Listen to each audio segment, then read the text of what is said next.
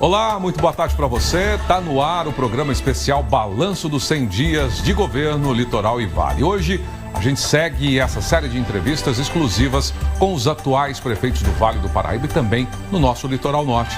O espaço é aberto para que os convidados possam esclarecer os avanços, os desafios enfrentados nesses primeiros 100 dias de governo. É uma prestação de contas profunda, transparente, para que você de casa fique por dentro de tudo que está acontecendo aí na sua cidade. E a partir daí, fazer as suas análises. O nosso convidado de hoje é o prefeito de uma das maiores cidades do Vale do Paraíba, uma das mais importantes economicamente dizendo, também Celso Lourenço. Muito obrigado, viu, prefeito, pela presença do senhor aqui com a gente. Muito bem-vindo. Eu que agradeço, Leandro. Uma boa tarde para todo mundo que está nos assistindo. Um prazer estar aqui falando contigo, com todo mundo que nos vê na TV Record, fazendo um balanço, trazendo a transparência desses 100 dias de governo. 100 dias é uma data marcante para todo governante, que é o início onde a gente começa a dar o ritmo, onde a gente começa a ver o que de fato a gente vai conseguir entregar. Então é muito importante estar aqui nesse processo de transparência. Quem te acompanha pela rede social já observou que o senhor tem usado ali o seu canal, principalmente no Instagram, para mostrar esses desafios dos 100 dias. E foram 100 dias que o senhor avalia como, prefeito? O senhor participou do governo anterior, do Isaías, mas pelo que a gente acompanha nas suas redes e quem mora em Jacareí também, foi um começo um pouco conturbado.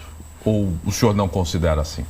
Não, eu considero desafiador. Acho que a questão conturbada que você está apontando foi até pela questão do lixo. E eu acho que foi onde a gente já começou um novo marco no governo. A empresa de lixo, ela vinha de paralisações sucessivas. No ano de 2024 foram 7 paralisações e no nosso primeiro dia de mandato eles fizeram a paralisação e a gente foi para cima da empresa, começamos a cobrar muito mais da empresa do que de fato ela estava entregando. E é muito importante porque a gente passou a dar também, e acho que é uma coisa que as pessoas perceberam, de toda a transparência no processo. Porque antigamente a empresa parava e as pessoas falavam, a prefeitura não pagou a empresa. O trabalhador não está recebendo porque a prefeitura não pagou.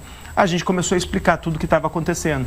A empresa hoje ela tem débitos com municípios que já passaram de 100 milhões de reais. A gente não só está cobrando esses débitos, então, no atual momento, qual o momento que a gente está com a empresa? É uma parceria público-privada.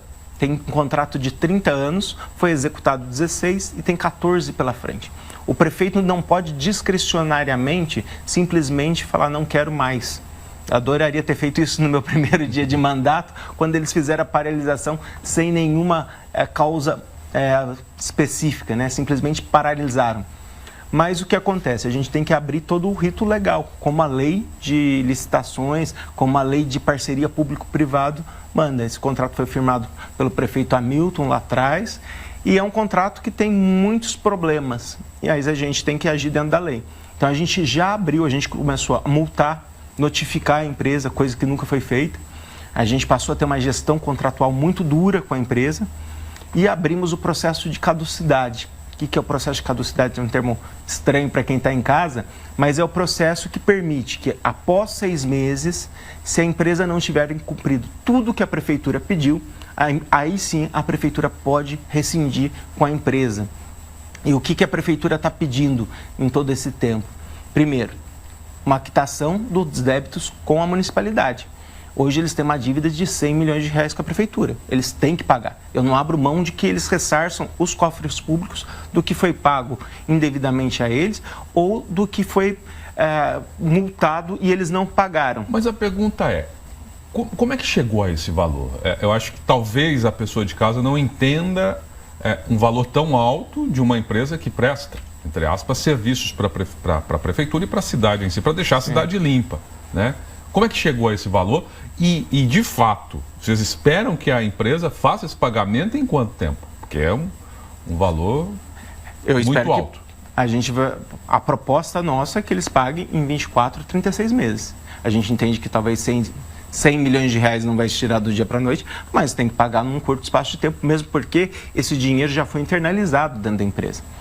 A maior parte desse dinheiro que eu estou falando, 65 milhões de reais, ele vem de um estudo realizado pela FIP, Fundação de Instituto de Pesquisas Econômicas da Universidade de São Paulo, que apontou que ao longo dos 14 anos de concessão, a empresa teve uma remuneração acima do que era permitido. Como se a prefeitura tivesse pago a mais. A prefeitura pagou a mais. E não só isso, a empresa ela foi contratada nessa parceria público-privada para colocar uma usina de reciclagem, uma usina de biogás para estar operando na cidade. E essa usina não existe. Então, isso também entra no cálculo. Então, ela está devendo essa usina à prefeitura. E agora, depois que a gente assumiu, a gente passou a notificar e multar. Então, ela tem aí em torno mais de 40 milhões de multas que a gente já aplicou esse ano. Então, faltou dos governos anteriores um olhar criterioso e cuidadoso. O senhor acredita? Qual é a análise hoje como prefeito? Porque o senhor é o prefeito de Jacareí. Porque se não investiu ou se recebeu a mais do que deveria? É um contrato muito complexo, um contrato de parceria público-privada. Acho que faltou um pouco de expertise para a equipe que era gestora do contrato.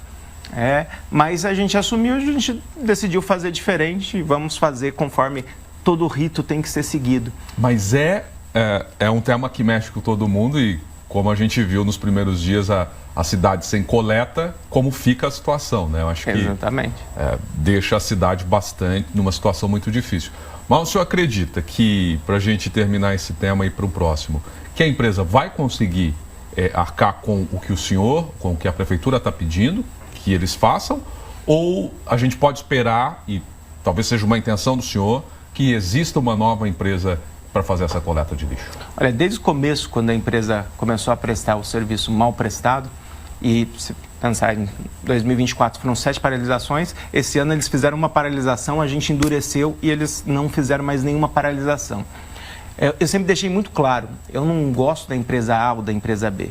O serviço ele é contratado, a prefeitura paga, a empresa presta o serviço adequado. Se a empresa estiver prestando o serviço adequado, não tem por que rescindir. Agora, se a empresa não estiver prestando o serviço adequado, sim, vai ter uma rescisão, sim. A gente não vai tolerar que o dinheiro público seja gasto de uma forma equivocada ou num contrato que não traga benefício para o município de Jacareí. A gente tem endurecido, sim, e eu não estou falando só dos 100 milhões de dívidas. Estou falando da questão trabalhista, eles têm que pagar o FGTS dos funcionários, tem que dar férias para os funcionários, trocar os uniformes, trocar os equipamentos, colocar a usina para funcionar. Então, a gente resumiu aqui a questão da dívida, mas o rol de questões que a gente elencou, que eles têm que atender nesses 6 meses, vai muito além da dívida. Eles precisam ofertar boa qualidade para os funcionários, condições de trabalho, são 700 famílias jacarienses que estão vinculadas à ambiental, são 700 colaboradores da empresa que precisam de condições de trabalho para fazer o seu serviço adequadamente. E a gente está fazendo com que eles façam isso, senão, aí sim, depois desses 6 meses, a gente pode abrir o processo de rescisão com a empresa, caso eles não venham a cumprir. Vamos acompanhar. Um outro tema que é muito sensível e foi um dos motes da campanha do senhor como prefeito e hoje já 100 dias de governo e já apresentou inclusive um projeto robusto do hospital de Jacareí. Eu queria que o senhor analisasse para a gente como deve ficar a saúde pública de Jacareí. Antes, conversando com alguns especialistas em saúde, até com uma ex-secretária de saúde de São José dos Campos, falasse muito que a condição da saúde pública de Jacareí sempre foi mais precária, obviamente, do que São José dos Campos, e até por isso, pela proximidade das cidades, muitos pacientes vêm para São José para buscar o seu tratamento por conta de uma situação não tão favorável de saúde pública em Jacareí. O que o senhor planeja, além do hospital, que deve movimentar muito e deve trazer muitos benefícios para a população, o que o senhor planeja aí de novidades na saúde pública? Olha, primeiro na questão do hospital. A gente hoje é atendido apenas pela Santa Casa. E a Santa Casa de Jacareí, ela gera um excelente atendimento, mas está no seu limite. Se pegar a média estadual de leito SUS por 1.000 habitantes, Jacareí tem a metade da média estadual. Ou seja, falta leito em Jacareí. Então as pessoas vão para a UPA Dr. Telmo e vão ficar internadas na UPA Dr. Telmo, demorando para conseguir vaga na Santa Casa. Isso é o que já acontece hoje. O que o hospital municipal? Ele vai dobrar o número de leitos SUS de Jacareí. Então a gente já divulgou até no aniversário da cidade o pré-projeto, a gente já com 3D, como vai ficar ali na Malaquiaça, de onde hoje tem o leve, a gente vai retirar o leve de lá, é um terreno de 20 mil metros quadrados, a gente vai colocar o hospital lá, então isso vai dar desafogar os leitos SUS, porque o município vai continuar com a Santa Casa ofertando leitos SUS e o hospital municipal ofertando leitos SUS, isso a gente equaliza a questão de leitos. A gente tem no nosso plano de governo 6 novas UBSs. E também a gente já cadastrou a UBS do Jardim do Marquês também no PAC. Vamos ver se esse ano a gente consegue liberar no PAC a UBS do Jardim do Marquês. Então, em 48 meses, talvez a gente tenha mais 4 novas UBSs para atender a atenção básica. Paralelo a isso, uma promessa de campanha que sempre foi um mote que eu sempre tenho muito carinho por essa proposta, que é o UPA Corujinha, que é tirar o UPA infantil do Dr. Telmo. As mães que estão me assistindo sabem do que eu estou falando. O UPA infantil ele é junto com o UPA adulto. Isso gera um desconforto, a criança já está desconfortável de ir para o UPA e fica num ambiente não acolhedor. Então, fazer um ambiente acolhedor para a gente receber as nossas crianças num momento de saúde delicado. Então, a gente vai andar com o UPA Corujinha, espero esse ano também já começar o projeto. A gente focou todos os esforços no hospital, porque é a emergência do município. E também a Clínica da Mulher. Então, a gente começa a melhorar todo o atendimento, inclusive na estrutura já existente, que a gente hoje tem 18 unidades de saúde da família, 4 UBS. Então, isso já existe uma estrutura existente que a gente precisa ser aperfeiçoado. E o trabalhador da saúde de Jacareí tem feito um bom trabalho, mesmo com a estrutura aquém da demanda. A estrutura que existe hoje, o senhor acredita que ela será melhorada? Com certeza. O hospital, com essas UBSs, e que vai poder atender melhor a população ali? Com certeza. A saúde é o principal desafio de Jacareí hoje. A gente não... O senhor vê como o grande trabalho que o senhor deve desenvolver. Sim. É a saúde pública. Eu costumo dizer que a gente vai trabalhar em 2 grandes frentes. Na área social, saúde e educação. Para a gente é prioridade, cuidar de quem... cuidar da saúde das pessoas. E quando a gente fala de saúde, muitas vezes a gente pensa na doença, mas também tem que cuidar da prevenção. E isso a Secretaria de Esporte está fazendo um ótimo trabalho já mais que dobrou as atividades esportivas. Então a gente está cuidando da saúde, mas também não esquecendo da estrutura para atendimento. E na área de desenvolvimento econômico, porque a gente precisa gerar emprego, renda para o jacariense. E ontem a gente teve na sessão de quarta-feira dessa semana a promulgação do plano diretor. Então vai passar mais uma semana, mas a gente tem aí já um delinear de um novo marco para a história da cidade, que é a aprovação do novo plano diretor. E vamos para esse tema, que eu acho que é muito importante, eu acho que deve fazer uma nova Jacareí, né? O que é o plano diretor? Para também a nossa amiga que está em casa, às vezes fica... É diretor de escola? Não é. O que é o plano diretor e como ele deve destravar, por exemplo, novas obras, novos empreendimentos imobiliários e essa economia que, quando a gente olha para Jacareí, a gente sempre acha que pode mais, né? Sim. O que acontece? Hoje o plano diretor de Jacareí ele é de 2003. Então a gente vai evoluir aí 22 anos de plano diretor. A gente fez um processo de participação popular muito amplo. Estamos com um plano diretor moderno. E para explicar para quem está em casa, porque eu também, quando eu cheguei na prefeitura, não sabia, fica meio perdido, não sabia o que era plano diretor. Mas para explicar para quem está em casa, o plano diretor nada mais é que a lei que define o território da cidade. Então, se a gente pegar um mapa da cidade, a gente vai elencar áreas que podem ser construídas residências, áreas que podem ser construídas indústrias, áreas de preservação ambiental, novas obras viárias que deverão ser feitas. Então, ele vai dizendo tudo que pode ser feito naquele determinado local. E hoje a gente tem em Jacareí áreas que têm vocação industrial, mas está na lei como rural. Então, uma empresa chega para abrir, para se instalar em Jacareí, ela não pode. Por quê? Porque na lei do plano diretor diz que aquela área é rural, então só pode ter atividades rurais. Outras áreas também que têm vocação residencial, mas as pessoas não podem construir residências porque aquela área está com vocação rural.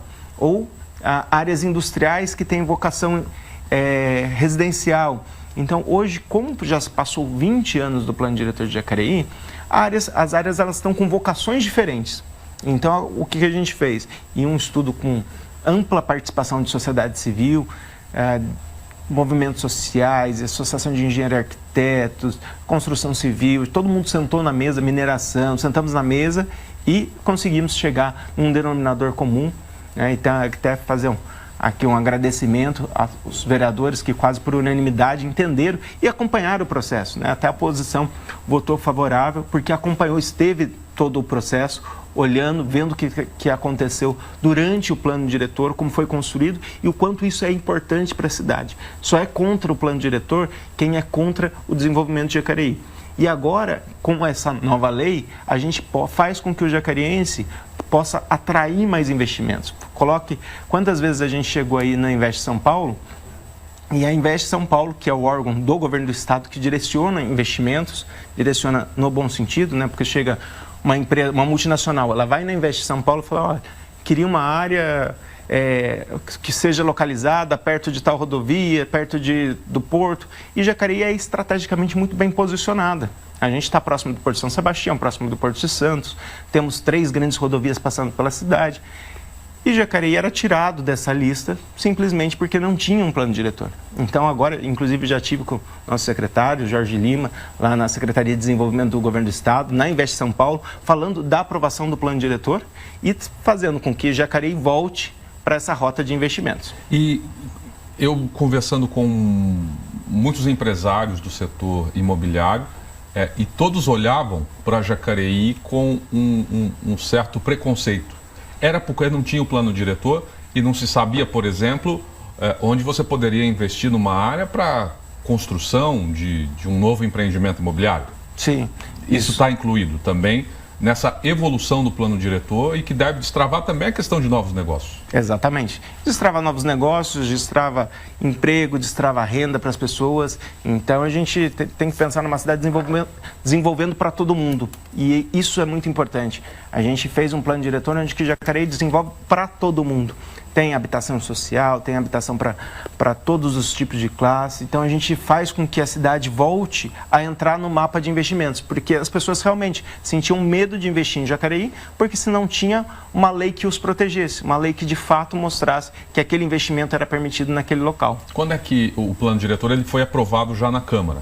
Isso, nessa quarta-feira ele foi aprovado em primeira sessão, são 2 sessões, na próxima quarta vai ser aprovado e na próxima sexta a gente publica. E aí a partir da publicação a gente tem uma nova Jacareí nascendo a partir daí. Exatamente, não é de imediato, né, mas claro, começa a destravar novos investimentos e cria uma cultura de investimentos em Jacareí, que a gente ficou muito precário por conta do plano diretor. Que bom, é bom saber que acho que vamos viver, eu imagino, o senhor também como prefeito, ver essa evolução deve ser muito importante, impactante, né, para todo mundo que mora lá. Sim, a gente tem que pensar na cidade para todo mundo. Com certeza. Vamos falar um pouquinho de obras, que é um outro ponto que chama muito a atenção. O senhor recentemente inaugurou essa nova ligação entre São José dos Campos e Jacareí pela Via Oeste. Desafoga, né, prefeito, ali o trânsito pela Via Dutra, lembrando que Jacareí tem hoje, agora 3 ligações diretas com São José, né? Exatamente. As pessoas me cobraram muito, né, no começo do mandato, para a inauguração. Eu tive algumas vezes na Nova Dutra, porque para quem está em casa entender, ali a nossa obra passava por debaixo da Dutra. Né? Então, quem passa ali na Via Oeste sabe que a obra de Jacareí passa por baixo. E a gente ainda não tinha autorização da Dutra. Então, até aqui eu sempre reforço a minha gratidão ao pessoal da Nova Dutra, que sempre me recebeu muito bem. A gente, nas negociações, conseguimos evoluir para que a gente, no finalzinho de fevereiro, começo de março, já estivesse liberando. Que mexer embaixo da Dutra deve ser, assim, um caos, né? Sim, é uma rodovia, difícil. Uma rodovia federal que segue normas federais, que precisa de aprovação do governo federal, onde tudo é muito mais difícil, né? Sai a aprovação de Jacareí, vai para Brasília. Então, a gente conseguiu, num curto espaço de tempo, e aí volto a agradecer essa parceria com a Nova Dutra, e eu fui pessoalmente acho que umas 3 vezes no meu mandato para conseguir liberar, negociar, fazer as obras de alteração. Até o pessoal do Parque Meia Lua, na época, Eles estavam em dúvida se a gente ia fazer o acesso para eles ou não. É que a gente tinha conseguido, a princípio, só uma saída, e aí continuamos a negociação, porque aquela área de intervenção e domínio da Dutra. Então, toda e qualquer interferência precisa da autorização da rodovia Presidente Dutra. Além dessa obra, que eu acho que beneficia muito, né? Eu conheço muita gente que faz essa ligação diariamente e que com essa nova pela Via Oeste ganhou tempo, não tem um perigo de andar pela Dutra, né? Então você ganha ali muitos benefícios. Tem outras obras, né, prefeito, que devem melhorar o trânsito, que é um outro gargalo de Jacareí. O senhor vê assim? Sim, sim. E até mesmo essas obras, muitas dessas obras estavam paralisadas por conta do plano diretor. Ou seja, a aprovação do plano diretor libera essas novas obras viárias, como a ligação da Lucas Nogueira Garcês com a Castelo Branco, que é muito importante para quem mora na região oeste de Jacareí, como a ligação da Estrada Velha, ali na rotatória do Viva, com a Sebrace, passando ali por trás e chegando na Estrada do Varadouro, na Nilo Máximo. Essas obras estavam paralisadas por conta do plano diretor. Então, o plano diretor ele atrasou muito o desenvolvimento de Jacareí, não só nos investimentos privados, mas também nos investimentos públicos. E essas obras a gente já começa, assim que aprovar o plano diretor, a gente já começa a executar os projetos, porque até então a gente não poderia executar os projetos, a gente já começa a executar os projetos para conseguir melhorar o trânsito em Jacareí, a mobilidade em Jacareí, mas as obras de infraestrutura não se resumem só a isso. A gente tem feito, estamos terminando a obra de drenagem ali na Lucas Nogueira Garcês, na região da Diogo Fontes, que era um problema crônico. Vamos dar ordem de serviço ainda esse ano de duas obras muito importantes no centro de Jacareí, que é a obra de drenagem do Turi, que sai ali da Vila Pinheiro, passa pelo Hospital Alvorada, na Rua Minas Gerais, que é uma região que há 30, 40 anos sempre alagou. A Rua Ramira Cabral também, que sempre, toda vez que chove... Estive lá, inclusive, e a semana passada, e me narraram que quando chove ali vira um problema. É terrível, é terrível. E a gente vai licitar e começar as obras esse ano. Então, são obras extremamente importantes que a gente precisa começar o quanto antes para entregar. A duplicação da Malaquiaça e a repavimentação da Padre Eugênio, que foi uma promessa de campanha, já abrimos a licitação, está em andamento. A gente começa esse ano a duplicação da Malaquiaça do trecho da Mário Covas até a Faria Lima, ali na rotatória do Santa Maria. A gente refaz a Padre Eugênio inteira. A Padre Eugênio é uma via extremamente importante para Jacareí e está num estado precário, que deve chegar muita reclamação aqui, e a gente sabe, e eu me comprometi durante a campanha que isso ia ser prioridade pela importância. O próprio hospital municipal vai ficar na Malaquiaça, então ele vai ficar no trecho duplicado da Malaquiaça, que o hospital passa a ser um ponto gerador também de trânsito, né? A gente está falando de centenas de milhares de pessoas que vão ao hospital trabalhar, visitar, buscar uma internação, um tratamento médico, que gera um trânsito maior. Então a gente já está fazendo também a duplicação da Mala. Então são obras extremamente importantes para mobilidade, para infraestrutura, no geral de Jacareí, que sempre foi uma cidade muito antiga, que teve uma infraestrutura muito defasada ao seu crescimento. Então a gente está sempre correndo atrás, né? Sempre tentando consertar problemas crônicos. A gente sabe que alguns bairros têm uma dificuldade ainda maior, como é o caso do Ijau. O Ijau é uma região... Esse ponto eu ia tratar com o senhor, porque nas últimas chuvas eu acho que as prefeituras do Vale devem se armar muito, né? Imagino que o senhor também deve prever isso. Essas mudanças climáticas todas, a gente tem chuvas muito intensas, muito fortes. Lá no Ijau, vira e mexe, alaga, a rua vira rio e as pessoas estão sem saber o que fazer. Ali dá para ajustar e ajudar de alguma forma? Sim. O Ijau, ele é um loteamento de chácaras da década de 50 e que ganhou um perfil de habitação mais popular agora nas últimas décadas. Só que o Ijau ele não tem nenhuma infraestrutura. O Ijau não tem esgoto, o Ijau não tem drenagem, o Ijau não tem saneamento. A primeira reunião de secretários que eu fiz fora da prefeitura foi no Ijau. Lá não tem saneamento básico? Não tem coleta de esgoto. Então foi no Ijau. Então eu entendo que o Ijau é uma das áreas mais desprovidas de infraestrutura em Jacareí. Fiz a reunião de secretários com a comunidade, então a comunidade participou, até para a gente explicar, a gente não pode fazer falsas promessas. Não adianta eu prometer que eu vou levar o asfalto se eu ainda não levei a rede de esgoto, se eu não levei a rede de água. Então eu preciso finalizar o esgoto, a gente o SAI já abriu o processo para iniciar a licitação da nova rede de esgoto do IJAL. Os moradores do IJAL têm um contato direto do subprefeito da Secretaria de Infra para ter... A gente entende que durante esse período, onde a gente não vai conseguir levar a uma infraestrutura adequada para as pessoas, para que a gente possa estar junto, para que a gente possa estar ali junto com a população do IJAL, fazendo as... a gente está falando de vias não pavimentadas. Choveu, vai ter problema, mas que a gente possa consertar o mais rápido possível, para que a gente possa levar o esgoto, para que a gente possa... E o plano diretor, inclusive, ele mexe com a vocação industrial do IJAL, porque o IJAL é uma área extremamente privilegiada por estar próximo à rodovia Presidente Dutra. Então, ele também pode sofrer um desenvolvimento econômico com micro e pequenas empresas. Isso é muito importante. Então, a gente acredita que o IJAL, a gente vai conseguir trazer para o IJAL infraestrutura e desenvolvimento nos próximos 4 anos. Nessa parte final da nossa entrevista, estamos conversando aqui com o prefeito Celso Florencio, de Jacareí. Como é que o senhor tem visto a movimentação dos servidores públicos municipais? Na reunião de quarta-feira foi aprovado o reajuste salarial dos servidores. Eles pediam um valor a mais, fizeram um protesto pedindo que o reajuste fosse na ordem de 10%, vale alimentação um pouco maior também, mas para os vereadores, e pelo projeto que o senhor mandou para a Câmara, um reajuste, pela minha conta aqui, metade do que eles estavam esperando.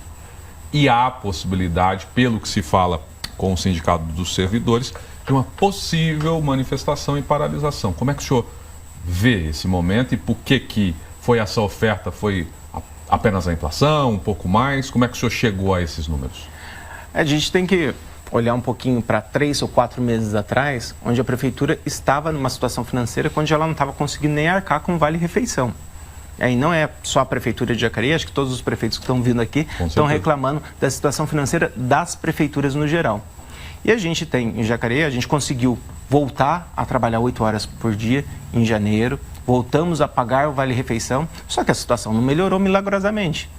Então já está sendo um esforço financeiro muito grande para a prefeitura dar a correção da inflação. Então a gente está dando a correção da inflação e um pouquinho a mais. E estamos corrigindo o vale-alimentação em 20%. Então a gente entende a manifestação do sindicato, a gente entende toda a movimentação dos funcionários públicos e eu gostaria muito de poder dar um aumento muito maior. Mas a gente tem que trabalhar com responsabilidade, é que nem na casa da gente. A gente não pode fazer um gasto que a gente não vai conseguir pagar. Não adianta nada eu ceder à pressão do sindicato, que está pedindo 10% de reajuste, e chegar no final do ano e não pagar o 13º. A gente tem que fazer a conta fechar. Então, a gente já está fazendo um trabalho muito grande dentro da Prefeitura de contenção de gastos para que a gente possa trazer a inflação, trazer um pequeno aumento real e dar 20% de aumento no Vale Alimentação, porque a gente entende que o supermercado foi o que mais encareceu nos últimos meses. O senhor acredita, então, num desfecho positivo aí nessa negociação toda com os servidores? Com certeza. Acho que os servidores, no geral, em sua grande maioria, eles entendem que qualquer trabalho, e não é só na prefeitura, o reajuste ele é dado conforme a inflação. Então, e foi dado até acima, um pouquinho acima, 0,2% acima, mas foi dado acima da inflação. Então, a gente não está dando perda real ao servidor. E no Vale Alimentação, a gente está dando 20% de aumento no Vale Alimentação. Então, e o VR de Jacareí já é o maior VR de todo o Vale. Pode perguntar para todos os prefeitos que vierem aqui, o Vale de Refeição de Jacareí é o maior Vale de Refeição. Então, a gente entende as pressões do sindicato, acho legítimo toda a manifestação, mas a gente tem que trabalhar com responsabilidade e trabalhar para o município de Jacareí. Celso, queria muito agradecer a sua presença para a gente debater essa que é a cidade tão próspera, tão bonita, que a gente almeja, né? E pelo que o senhor tem dito aqui, um novo rumo para Jacareí, com o plano diretor, com todas essas obras, e que seja anos prósperos aí para todos. Com certeza, tenho certeza que vai ser anos muito prósperos. E agradecer aqui, Leandro, o espaço e toda a TV Record. Muito obrigado pela presença. Obrigado. É isso, pessoal. Conversamos aqui com o prefeito de Jacareí, Celso Florencio, nesse nosso último programa dessa rodada de entrevistas com os prefeitos eleitos e também reeleitos aqui no Vale do Paraíba e também no nosso Litoral Norte. E a gente espera assim que você, a partir de agora, possa fazer sua análise precisa e objetiva sobre a administração municipal aí do seu município. Para você, um ótimo feriado e até segunda-feira.